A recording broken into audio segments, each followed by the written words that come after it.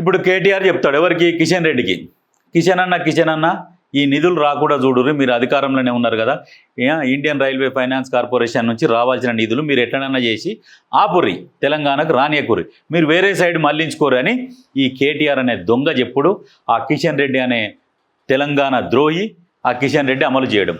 రాజకీయాలు ఎట్లా ఉంటాయంటే, రాజకీయం కోసం తెలంగాణ అభివృద్ధిని సైతం, తెలంగాణ ప్రాంతాన్ని సైతం అభివృద్ధి కాకుండా చేయాలని రాజకీయం కోసం ఇటువంటి పనులు చేస్తారు. ప్రజలారా నిజంగా మీరు ఒకటి ఆలోచన చేయండి. ఎందుకంటే ఇండియన్ రైల్వే ఫైనాన్స్ కార్పొరేషను మరి తెలంగాణ మీద ఆదాయం వస్తుంది కదా, వాళ్ళకు విపరీతమైన ఆదాయం వస్తుంది. ఈ ఆదాయం వస్తున్నప్పుడు మరి ఫండ్ రిలీజ్ చేసేందుకు ఏం నొప్పి, మనకి ఇస్తేందుకు ఏం నొప్పి? మనది మనం 50%, దీన్ని 50% అని ఏమంటే కూడా ఇస్తలేరు. ఏంటంటే మా కేంద్రం రోడ్లు వేయిస్తుంది, మా కేంద్రం బియ్యం ఇస్తున్నది అంటే మరి తెలంగాణ ప్రజల సొమ్ము ఎంత తీసుకుంటున్నారు, తెలంగాణకి ఎంత ఇస్తున్నారు, ఇవన్నీ లెక్కేస్తే రూపాయి తీసుకొని పావులు ఇస్తున్నారు. ఆ పావులనే ఆ బియ్యం ఇచ్చేది కూడా, ఆ రోడ్లు వేసేది కూడా తెలంగాణకు మీరు పావుల వంతులనే వేస్తున్నారు, మిగతాది మొత్తం మీరే తింటున్నారు.